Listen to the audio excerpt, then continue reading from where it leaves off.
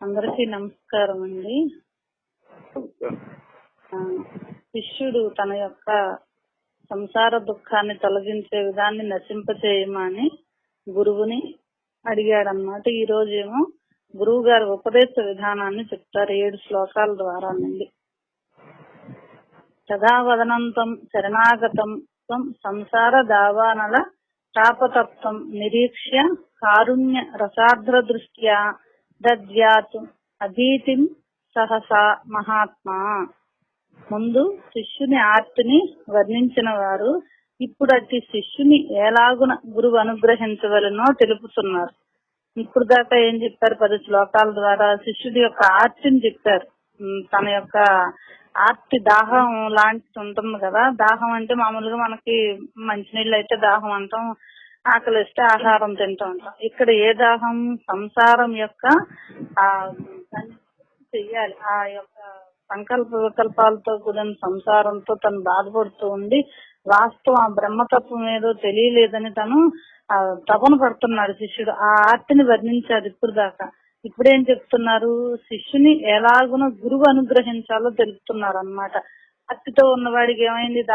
దాహంతో ఉన్నవాడికి అసలు మంచినీళ్ళు ఇస్తే అమ్మయ్య మంచి పని చేశారు, నాకు దాహం తీర్చారు అంటారు. ఇక్కడ కూడా అట్లాగే శిష్యుడు అనే ఆర్తిని గురువు 7 శ్లోకాల ద్వారా గ్రహిస్తారన్నమాట.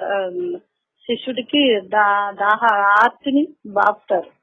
అటు శిష్యుని ఎలాగున గురువు అనుగ్రహించవలనో తెలుపుతున్నారు. సంసార దావాగ్నిచే పరితపించుతున్న వాడు కనుకనే అనేక విధ దీనోక్తుల నుడుగుతున్న వాడును దీనంగా మాట్లాడుతున్నాడు, అడుగుతున్నాడు అన్నమాట. తను శరణుజొచ్చిన వాడును నగు శిష్యుని దయామయుడు మిగుల కారుణ్య రసముతో కూడుకుని దృష్టితో పారదూచి వెంటనే నీవేమాత్రము భయపడవలదని అభయదానము చేయవలేను. అట్లాంటి శిష్యుడుంటే గురువు ఏం చేయాలి అంటే కారుణ్య రసముతో కరుణ రసంతో కూడుకున్న వాడై పారదూచి ఎవరిని? శిష్యుడి యొక్క మనస్సు యొక్క స్థితిని పారదూసి వెంటనే నీవేమాత్రము భయపడవలదని అభయదానం చేయవలను. భయం దేనికి వచ్చింది? ఈ శరీరము ఏమైపోతుందోనని, ఇదంతా సృష్టి అంతా ఏమైపోతుందనే భయమే కదా. ఇప్పుడు దాకా ఇదంతా నిజమని నమ్మాడు కదా. అసలు నిజమేంటో తెలుసుకోవాలనే కదా ఆర్తితో గురువు దగ్గరకు వచ్చి అడుగుతున్నాడు. ఈ సంసారం యొక్క దావాగ్నిలో కొట్టుకుపోతున్నాను నేను, నన్ను ఇందులోంచి ఒడ్డును పడేయండి స్వామి అని అడగటానికే కదా వచ్చాడు. అడిగాడు కదా. అడిగితే గురువు ఏం చేస్తున్నాడు? కారుణ్య రసముతో కూడుకుని వాడై దాంతో ఆ దృష్టితో కరుణ రసం అనే దృష్టితో కరుణతో కూడుకున్న వాడై చూసి చూశాడు. అది తెరిపారా చూశాడు. తెరిపారా చూడడం అంటే ఏంటి అంటే ఇంకా శిష్యుడిలో ఏమన్నా మాలిన్యాలు ఉన్నాయా, ఎంతవరకు వీడు సాధన చతుర్థ సంపత్తిని సాధించాడు చెందాడని చెప్పి తను అంత చూసి వెంటనే అర్హుడు అనుకున్నప్పుడు వెంటనే నీవేమాత్రము భయపడవలదని అభయదానము చేయవలను. నీకు ఏ భయం లేదు, నేను నీకు తెలియజేస్తానని గురువు చెప్తాడన్నమాట. దానికి మనకి వేమయోగి ఓ పద్యం చెప్తారండి. వ్యాధి కలిగినేని వైద్యుని చేతను మందు తినక కాని మానదెందు చెంత దీపమిడక చీకటి పాయిన విశ్వదాభిరామ వినురవేమ. వ్యాధి కలిగినేని వైద్యుని చేతను. ఏం వ్యాధి కలిగింది శిష్యుడికి? మామూలుగా అయితే వ్యాధి ఏదో ఒక రోగం వస్తే దానికి మందు వేసుకుంటాం, డాక్టర్ దగ్గరకు అది వెళ్తాం, వైద్యుడి దగ్గరికి. కానీ ఇక్కడేంటి? ఏం వ్యాధి కలిగింది? సంసారం అనే వ్యాధి కలిగింది. మరి ఇక్కడ వైద్యుడు ఎవరు? గురువే వైద్యుడు. మందేంటి? గురువు ఇచ్చిన ఉపదేశమే మందు. ఇక్కడ ఆ మందు వేసుకుంటే ఏమవుతుంది? ఆ సంసారం అనే వ్యాధి తగ్గిపోతుంది. కాబట్టి ఇక్కడ వ్యాధి కలిగనేని వైద్యుని చేతను మందు తినక కాని మానదెందు. ఆ మందు వేసుకుంటే గాని మానదు. ఎంత దీపం ఇడక చీకటి పాయిన విశ్వదాభిరామ వినురవేమ. దీపం తెచ్చుకోపోతే చీకటి పోతుందా? కాబట్టి ఆ దీపం అనేది ఏంటిది? అక్కడ ఆ గురువు అనే దీపాన్ని తెచ్చుకుంటే తనలో ఉన్న అజ్ఞానం అనేది పోతుందని చెప్పి మనకి వేమనయోగి 10 ద్వారా తెలియజేస్తున్నారు అన్నమాట. కాబట్టి విద్వాన్ సహ తస్మాత్ ఉపసత్యం ఈయూషే ముముక్షవే సాధు యథోక్తకారిణే ప్రశాంత చిత్తాయ క్షమాన్వితాయ తత్వోపదేశం కృపయా ఏవ కుర్యాత్. ఆ ప్రకారము సంసార భయభీతుడైన శిష్యునికి అభయ ప్రదానము చేయవలైన గనుక, అంటే నీకు భయం లేదనేది అభయ ప్రదానము చేయవలను గనుక బ్రహ్మవేత్త అయిన గురువు ఉపసదన ప్రకారము తనను సమీపించిన వాడును లెస్సగా గురువాక్య పరిపాలనము చేయవాడునగు ముముక్షు కొరకు పరబ్రహ్మ తత్వోపదేశమును అత్యంత కరుణతో వాని ఆర్తి తీరునట్లు చేయవలను. ఎట్లాగైతే శిష్యుడికి అభయ ప్రదానం ఇవ్వాలో గురువు, అట్లాగే గురువు ఎట్లా ఉండాలి? బ్రహ్మవేత్త అయిన గురువు, ఆ బ్రహ్మతత్వం తెలిసిన వేత్త అంటే దాంట్లో నిష్ణాతుడైన గురువు ఉపసదన ప్రకారము, అంటే ఉప అంటే సమీపం, సదనం అంటే గృహం అండి. ఈ శరీరం అనే గృహంతో తన దగ్గరకు వచ్చాడు కాబట్టి శిష్యుడు తనను సమీపించిన వాడును.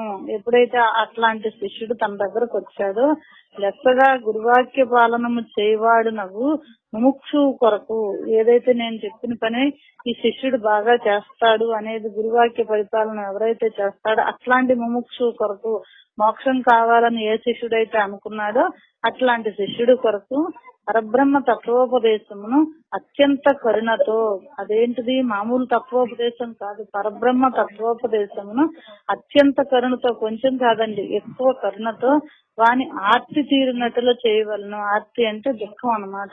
ఆ సంసార దుఃఖం ఏదైతే ఉందో అది తీరే వరకు చెయ్యాలి. ఎవరు? గురువు అన్నమాట.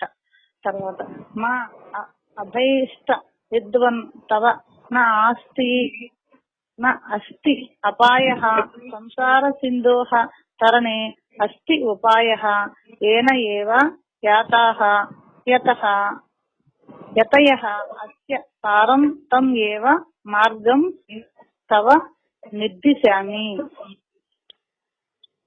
ఓ విద్వాంసుడా, అంటే ఏం చెప్తున్నాడు ఇక్కడ గురువు? శిష్యుని ఎట్లా సంబోధిస్తున్నాడు? ఎరుక కలవాడా? విద్వాంసుడా అంటే ఎరుక కలవాడా. ఎరుక అంటే ఏంటి? ఆత్మజ్ఞానం అనేది ఒకటి ఉన్నది, అది తెలుసుకోవాలని నీకు జిజ్ఞాస కలవాడా అని గురువు శిష్యుని సంబోధిస్తూ, ఓ విద్వాంసుడా, నీకెలాంటి అపాయము లేదు, భయపడకుము. ఈ సంసార సాగరమును దాచుటకు ఉపాయము కలదు. యతీశ్వరులందరూ ఏ మార్గమున సంసార సముద్రపు గట్టు పొందిరో ఆ మార్గమునే నీకు చూపుతున్నాను. ఏం చెప్తున్నాడు గురువు ఇక్కడ? యతీశ్వరులందరూ కూడా ఏ మార్గంలో ఈ సంసార సముద్రపు గట్టు పొందిరి అంటే ఆ సంసారంలో మునిగిపోకుండా ఆ గట్టు మీదకి వచ్చేస్తే ఏమవుతుంది? పరమాత్మ తత్వం అనుభూతి కలుగుతుంది. కాబట్టి ఇక్కడ ఏం చెప్తున్నాడు? యతీశ్వరులందరూ ఏదైతే సంసారపు గట్టు పొందారో ఆ మార్గమునే నేను నీకు చూపుచున్నాను. చెబుతున్నాను అంటలేదండి, ఇక్కడ చూపుతున్నాను అన్నాడు. అస్తి ఉపాయ మహాన్ కచ్చిత్ సంసార భయ నాశనః తేన తీర్త్వా భవాంబోధిం పరమానందం అప్స్యసి. ఓ ప్రియ శిష్యుడా, సంసార భయమును రూపుమాపు గొప్పదగు ఒకానొక ఉపాయము కలదు. ఏమంటున్నాడు ఇక్కడ? ప్రియ శిష్యుడా. ఇందాక ఏం చేశాడు? ఓ విద్వాంసుడా అని సంబోధించి ఇప్పుడు ఓ ప్రియ శిష్యుడా, సంసార భయమును రూపుమాపు గొప్పదగు ఒకానొక ఉపాయము కలదు. దానిచే ఈ సంసార సాగరమును దాటి బ్రహ్మానందమును బడయగలవు. ఏదైతే నేను ఉపాయం చెబుతానో ఆ ఉపాయంతో ఈ సంసారం అనే సాగరాన్ని దాటి యతీశ్వరులది ఏ మార్గాన్ని దాటి సముద్రపు ఒడ్డుకి వెళ్ళిపోయారో ఈ సంసారం అనే సముద్రపు ఒడ్డుకి అట్లాగే నువ్వు కూడా వెళ్తావు, బ్రహ్మానందాన్ని పొందుతావు అని చెప్తున్నాడు అనమాట గురువు. ఈ చోట ఒకనొక ఉపాయం అని చెప్పుడితే ఇది అందరిచే సులభముగా తెలియబడినది కాదు. ఎందుకని? ఇది బ్రహ్మజ్ఞానం, సామాన్యమైన విషయం కాదు. కాబట్టి అందరికీ సులభంగా తెలియబడినది కాదు, ప్రజ్ఞావంతుల చేతనే తెలియబడును. మరియు ఒకే ఉపాయం ఉన్నది, ఒకే ఉపాయం అనున్నది జ్ఞానదేవకి కైవల్యం అను విషయమును దృఢీకరించుచున్నది. ప్రజ్ఞావంతుల చేతనే తెలియబడుతుంది. ఇది ఉపాయం చెప్పినా గురువు చెప్పినా గాని అంటదు. ఎందుకని? వాడికి సాధన సంపత్తి లేదు, వాడి దగ్గర వినయ విధేయత లేకపోతే ఏమొస్తుంది? నాకు చెప్పండి అని అడిగితే, గురువు అడిగితే మాత్రం, శిష్యుడు అడిగితే మాత్రం గురువు చెబితే ఏం తెలుస్తుంది? అక్కడ తెలీదు. ప్రజ్ఞావంతులంటే ఆ యుక్తాయుక్త విచక్షణ జ్ఞానంతో మనసుతో విచారించి బుద్ధితో ఎవరైతే స్థిరం చేస్తాడో వాడికే తెలియబడుతుంది. కాబట్టి ఉతికిన వస్త్రానికి రంగేస్తే అతుకుతుంది గాని మురికి వస్త్రానికి రంగేస్తే అతకదు కదా.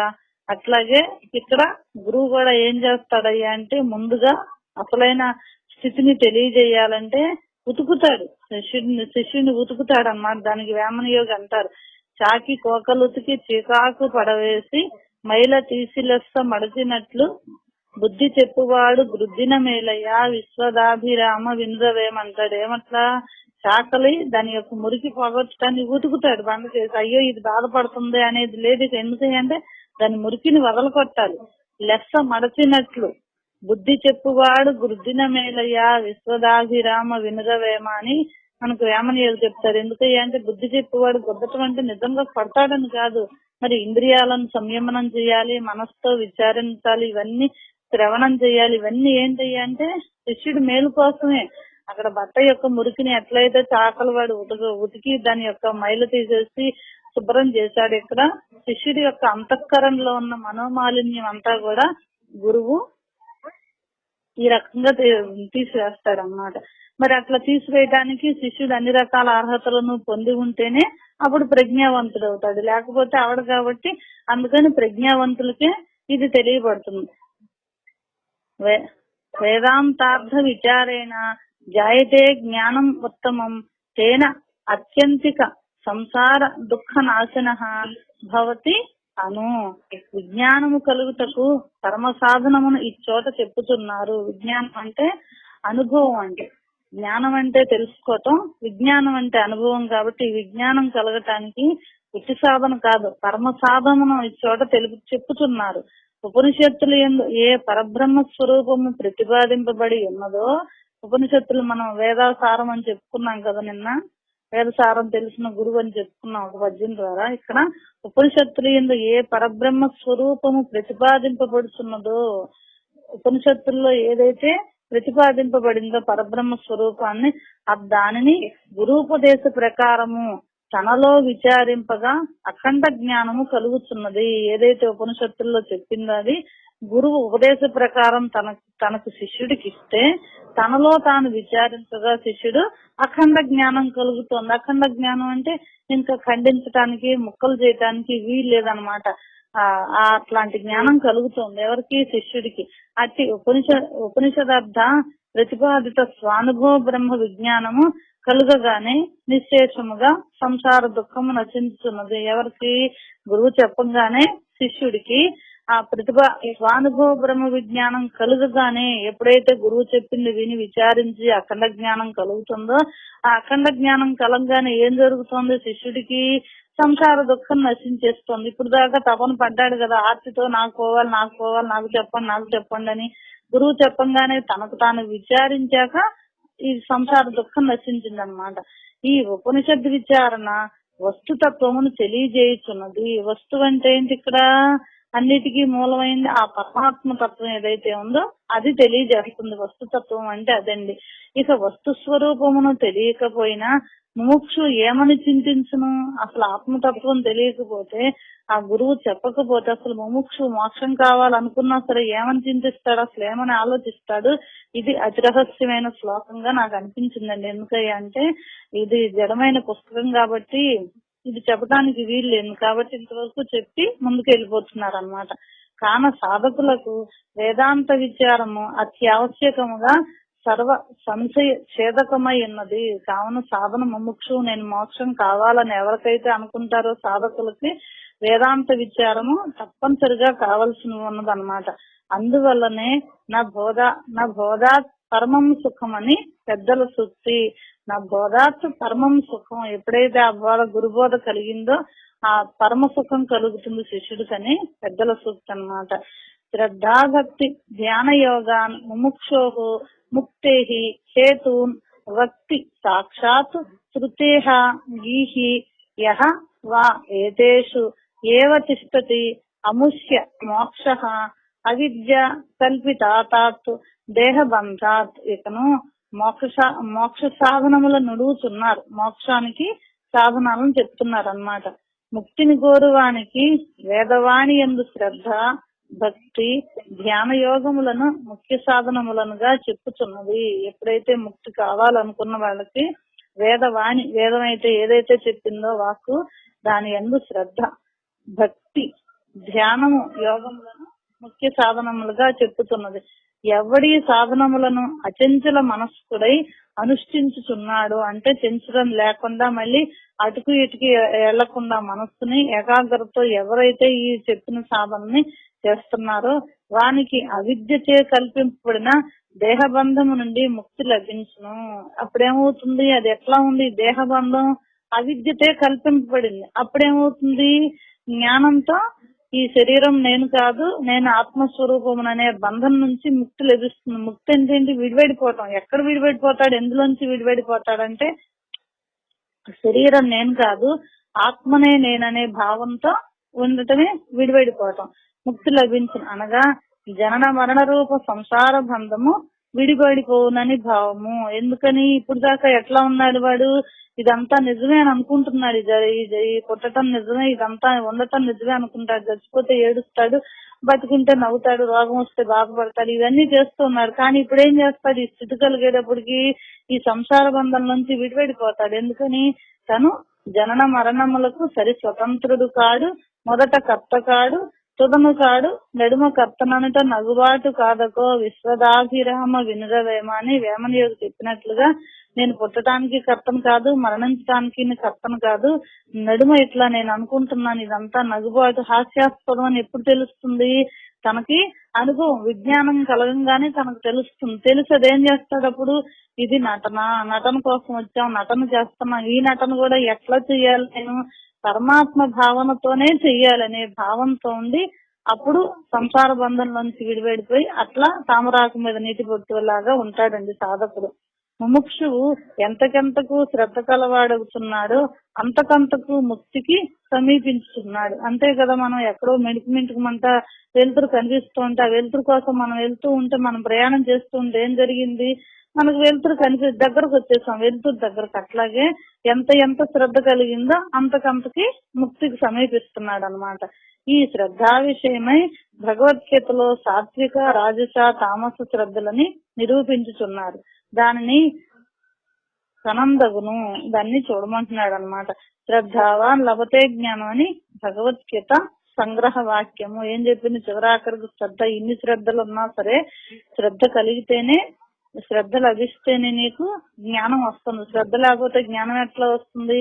మరి మనం ఈ టైంలో చెప్పుకుంటున్నాం అంటే మనం ఎంత ప్రిపేర్ అయ్యింది మనస్సు. ఈ తెల్లవారుజామున 5ంటికి సత్సంగం చెప్పుకుని రికార్డ్ చేసి పెడుతున్నామంటే వినేవాళ్ళు మీరందరూ ఎంత శ్రద్ధగా మరి ముందు దానికి రెడీ చేసుకుంటేనే ఈ శ్రద్ధలోంచి ఎప్పుడు వస్తుంది? మరి ఈ శ్రద్ధ ఒకటి సరిపోయిందా మనకి? నేను చెప్తున్నాను, మీరు వింటున్నారు, సరిపోయిందా?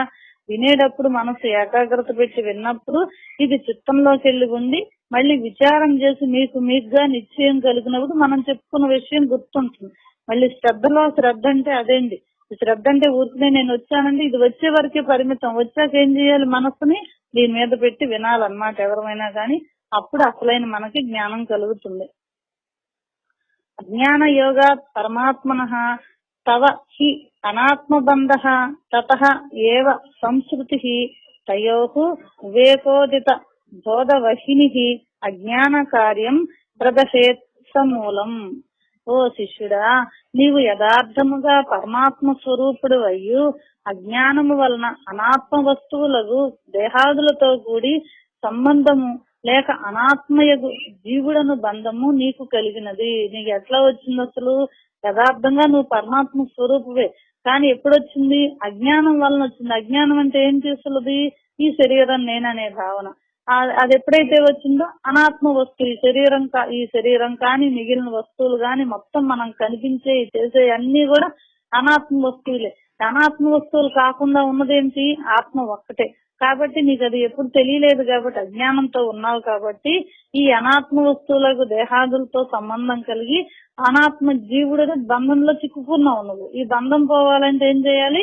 ఆత్మ వస్తువుని పూర్తిగా అవగాహన చేసుకుని అనుభూతి పొందినప్పుడే నీకు ఆ విషయం తెలుస్తుంది. అందుకనే దానిచే సంసారం ఏర్పడింది. అజ్ఞానం వల్లనే నీకు సంసారం ఏర్పడింది. సంసారం అంటే ఏం చెప్పుకున్నా? ఒంటరిగా ఉన్నా కూడా సంసారం. ఎందుకని? మనస్సు ఎప్పుడు కూడా ప్రకృతి వైపు విషయాల వైపు వెళ్ళినంతసేపు కూడా సంసారమే. మనస్సు పరమాత్మ వైపుకి ఎప్పుడు వెళ్ళినప్పుడు అది విచారం, అసలైన విచారణ అవుతుంది. ఆ విచారంలో తనకు తాను నిగ్గు తేలితే అనుభవం కలుగుతుంది అన్నమాట. కాన ఆ రెంటి యొక్క అనగా ఆత్మానాత్మల యొక్క స్వరూప విచారణ వివేకముచే కలగినట్టి తాను స్వయం ప్రకాశమాన బుద్ధముక్త స్వరూపుడే అను స్వానుభవ విజ్ఞానాగ్నిచే అజ్ఞాన కార్యమనదగు అనాత్మ బంధమును మూల అవిద్యయు సమూలముగా నశించును. ఎప్పుడు పోతుందండి మూల అవిద్య? ఎప్పుడంటే మూలం అంటే మొట్టమొదట్లో వచ్చిన అవిద్య ఎప్పుడు పోతుంది? ఆత్మానాత్మ యొక్క స్వరూపం విచారణ నిన్న చెప్పుకున్నాం కదా మనం. దాంట్లో సాధన చతుష్ట సంపత్తిలో మొట్టమొదట ఆత్మానాత్మ విచారణ. ఆత్మ ఏంటి అనాత్మ ఏంటి అనేది ఆ విచారణ వివేకముచే కలిగినట్టు. ఎప్పుడైతే దాంట్లోది ఏదో ఒకటి ఆత్మ అనాత్మ ఏదో ఒకటి తాననేది ఆత్మేననే వివేకం కలిగితే అప్పుడు తాను స్వయం ప్రకాశమాన బుద్ధముక్త స్వరూపుడే. మరి ఆత్మను ఎవరైనా పుట్టించగలరా? ఎవరూ పుట్టించలేరు. అది అహం బ్రహ్మాస్మి అనుకోవటమే. ఎవరికి వాళ్ళం నేను బ్రహ్మమును ఈ శరీరం కాదని చెప్పుకోవటమే. ఈ చెప్పుకోవటం కొంతవరకు అనుభవించటం ఆచరించటం, అనుభవించటం కొంతవరకు, అనుభవించాక ఆచరించటం ఇంకా గొప్పదండి.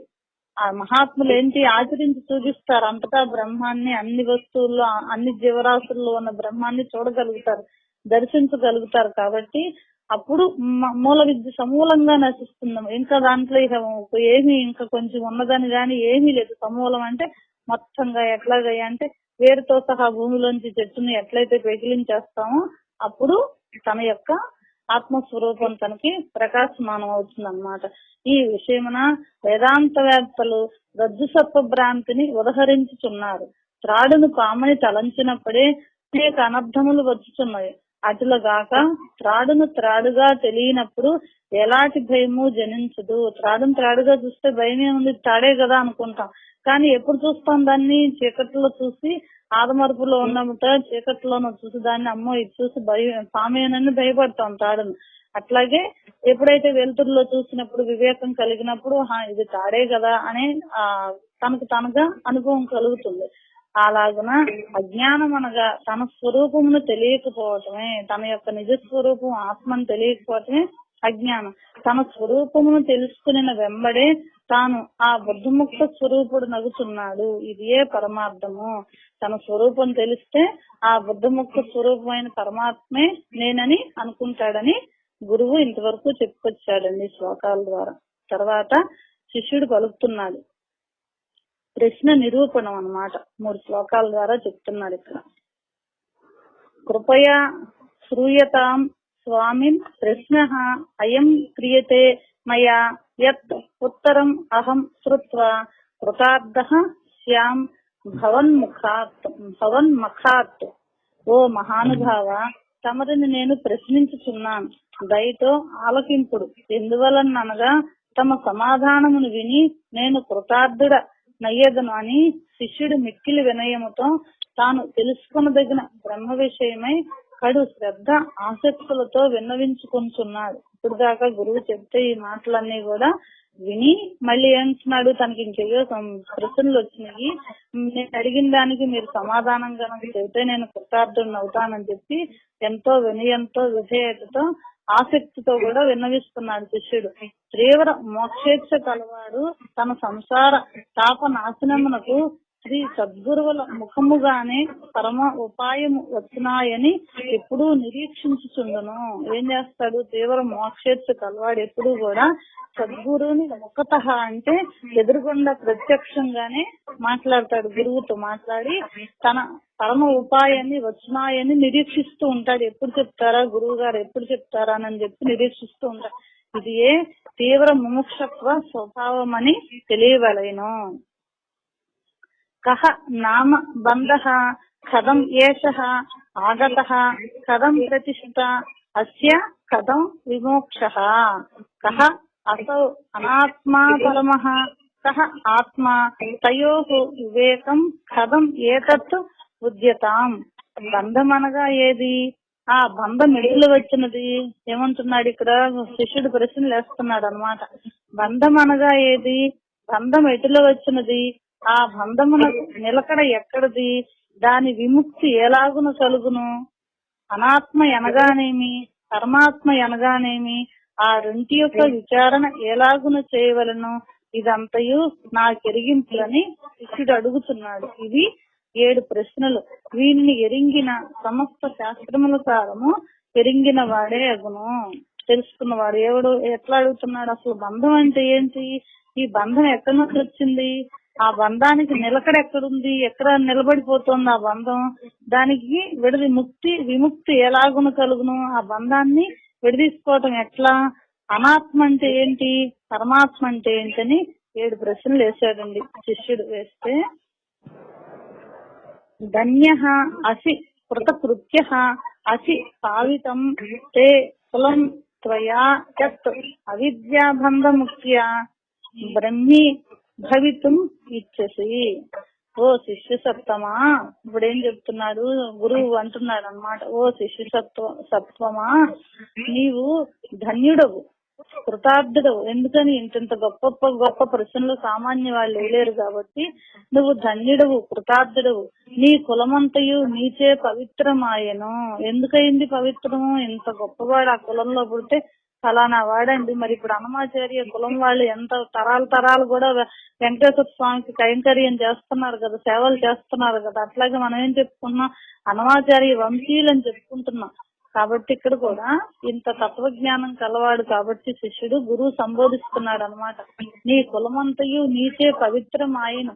ఎందులో కనగా అనాద్య విద్యా వాసనాబంధ నాశనముచే ఆ పరిశుద్ధ బ్రహ్మ మగుట నీవు తలబెట్టిన దానికంటే నీకు కావలసినది వేరే ఏముంది? మానవజన్మ ఎత్తింది ఏమొచ్చాం? తల్లి గర్భంలోనే మళ్ళీ ప్రమాణం చేసొస్తాం. నేను ఇప్పుడు చదివే మళ్ళీ బయటికి వెళ్ళాక కూడా చదువుతాను ఆయన, నీ స్మరణే చేస్తూ అంటూ వస్తామంటారు. కానీ వచ్చాక ఏమైంది? అజ్ఞానం చూసుకుంది, మాయా మోహంలో పడిపోయి దీంట్లోనే కొట్టుకుంటూ మర్చిపోతున్నాం. కాబట్టి ఇక్కడ శిష్యుడు ఎట్లాంటి వాడు? అట్లా మర్చిపోకుండా అనాద్య అవిద్య వాసన బంధ నాశనముచే ఆ శుద్ధ పరబ్రహ్మాన్ని తెలుసుకోవాలని సంకల్పం కలిగింది. గురువు దగ్గరకు వచ్చి తన యొక్క ఆర్తిని తెలియజేసుకున్నాడు కాబట్టి గురువు ఏమంటున్నాడు? నువ్వు ఇట్లాంటి అనాదిగా వచ్చిన అవిద్య వాసన బంధాన్ని నుంచి నువ్వు తొలగాలనుకున్నావు కాబట్టి నువ్వు తలబెట్టిన దానికంటే ఇంకా కావాల్సింది ఏముంది? ఇంకేం అక్కర్లేదు. ఎందుకయ్యా అంటే ప్రతి వాళ్ళం ఏది చేయాలన్నా సరే ఆనందం కోసమే పరితపిస్తున్నాం. కానీ అసలైన బ్రహ్మానందం అవుతుందని అది తెలుసుకోవాలని జిజ్ఞాస కలిగిన శిష్యుణ్ణి ఇందాక చెప్పుకొచ్చాడు. ఓ విద్వాంసుడా అంటే ఎరుక కలవాడా? ఎరుక అంటే ఆత్మజ్ఞానం ఒకటి ఉన్నది, అదొకటి ఆ బ్రహ్మానందం ఉంది, తెలుసుకోవాలి అనే జిజ్ఞాస ఎవరైతే ఉందో అట్లాంటి శిష్యుని అంటున్నాడు అనమాట. దానికంటే నువ్వు తలబెట్టిన దానికంటే ఇంకా కావాల్సింది ఏమున్నది అని అంటూ తాను పరబ్రహ్మ స్వరూపుడు కావలేను అనగా తన స్వరూపమును గుర్తెరుంగవలయను అను దృఢ సంకల్పము కలిగినప్పుడే తాను కృతార్థుటకు అవకాశం ఏర్పడినది. ముందు సంకల్పం ఉంటే ఆ సంకల్పం ద్వారా ఏదైనా సత్సంకల్పం ఉన్నప్పుడు ఆ సత్సంకల్పం ద్వారా పనులు జరుగుతూ ఉంటాయి. ఆ పనులతో కూడా కాలము అన్ని కూడా కలిసి వస్తూ ఉంటాయి. ఈ సంకల్పమే లేనప్పుడు ఇంకా వాడికి ఇంకేం చేస్తాడు? ఊరికినే అనుకుంటే కూర్చుంటే కుదరదు కదా. సంకల్పం చేసుకున్నా కుదరదు, చెయ్యాలి. ఎవరమైనా సరే చెయ్యిందే రాదనమాట. అనగా తన స్వరూపమును గుర్తెరుంగు వలన దృఢ సంకల్పం కలిగినప్పుడే తాను కృతార్థుటకు అవకాశం ఏర్పడింది. అది దృఢ సంకల్పం ఉన్నప్పుడే ఏదైనా ఒక పని చేయాలనుకున్నాం, దానికి అవకాశం ఏర్పడింది. దానికి ఏమవుతుంది? తర్వాత భగవత్ కృప అన్ని కలుగుతాయండి. సంకల్పం ఎందుకయ్యా అంటే అన్ని పనిముట్లు ఇచ్చినప్పుడు మానవుడికి అన్ని ఇచ్చాడు. పనిముట్లన్నీ ఏం చేశాడు? నువ్వుగా తెలుసుకోమన్నాడు. ఎందుకని? వివేకం, విచారణ శక్తి, జ్ఞానం, బుద్ధి, ఆలోచన మొత్తం అన్ని ఇచ్చాడు. మనసు మరి ఇవిడేం చేస్తున్నాడు? సాధకుడు మోహానికి లోననిపోయి ఇంద్రియాలకు బానిసైపోయి గుణాలకి అర్చక వర్గాలకి దానికి వెళ్ళిపోయి జారిపోతున్నాడు. కానీ ఇక్కడ అక్కడ జారే శిష్యుడు కాదు, ఇతను గట్టి శిష్యుడు కాబట్టి చెప్తున్నాడు అన్నమాట. ఇంతకంటే నీకు కావాల్సింది ఏముంది? నీకు దృఢ సంకల్పం కలిగినప్పుడే ఈ అవకాశం ఏర్పడింది. ఈ దృఢ సంకల్పమును తాను ఆ పరమతత్వం అనుభవించుటకు పునాది అని తెలియవలేను. అది మనం చెప్పుకున్నాం. మనం ఇందులో ఏంటయ్యా అంటే వాళ్ళ దగ్గర నుంచి పిహెచ్డి దాకా ఉంటుందండి. వివేక చూడమని అంటే చిన్న గ్రంథం కాదండి, చాలా గొప్ప గ్రంథం అని చెప్పుకున్నాం. కాబట్టి ఇక్కడ ఏంటి? సంకల్పం. ఈ సంకల్పం ఎట్లాంటిది? అక్షాభ్యాసం లాంటిది, దృఢ సంకల్పం. దాని యొక్క అనుభవం ఏంటి? ఆత్మ దర్శనం చివరిలోకి వచ్చేటప్పుడు. కాబట్టి ఇక్కడ ఈ దృఢ సంకల్పము పరమతత్వం అనుభవించుటకు పునాది అని తెలియవలెను. ఇట్టి వానికి అనాత్మయందు అరుచియు ఆత్మయందు రుచియు కలిగిన ఇది పూర్వపుణ్య సంచయము చేతనే కలుగుతున్నది. ఇట్లాంటి స్థితి ఎట్లాంటి వాళ్ళకి కలుగుతున్నాయి అంటే కోటికొక్కళ్ళు ఉంటారని శాస్త్రం చెప్తోంది. ఈ కోటికొక్కళ్ళు ఎవరయ్యి అంటే పూర్వపుణ్య సంచయము చేతనే కలుగుతున్నది. మామూలుగా అయితే రాదు. ఎందుకనయ్యా అంటే మనం చూస్తున్నాం కదా సృష్టిలో మన గురుబిడ్డలు అందరం కూడా ఎవరు ఎంతవరకు ఎదుగుతున్నామో, అసలు ఎవరు వస్తున్నారా ఇంట్లోకి, ఎవరు వచ్చి నిలబడగలుగుతున్నారా అనేది. కాబట్టి ఇక్కడ మనందరం కూడా ఏదో కొద్దో గొప్ప పూర్వజన్మలో మంచి చేసుకోబట్టే ఇలాంటివన్నీ వినటానికి చదువుకోవటానికి మన ఇలాంటి గురువు గారు దొరకటానికి మనకు కుదిరిందండి. చేసింది ఎప్పుడు పోదంటారే అట్లాంటిది మనకు కలిగిందనమాట. కలగబట్టి మనం ఇది చెప్పుకుంటున్నామండి. మిగిలింది రేపు చెప్పుకున్నామమ్మా. అందరికీ నమస్కారం. అందరికీ నమస్కారం అండి. శిష్యుడు తన యొక్క సంసార దుఃఖాన్ని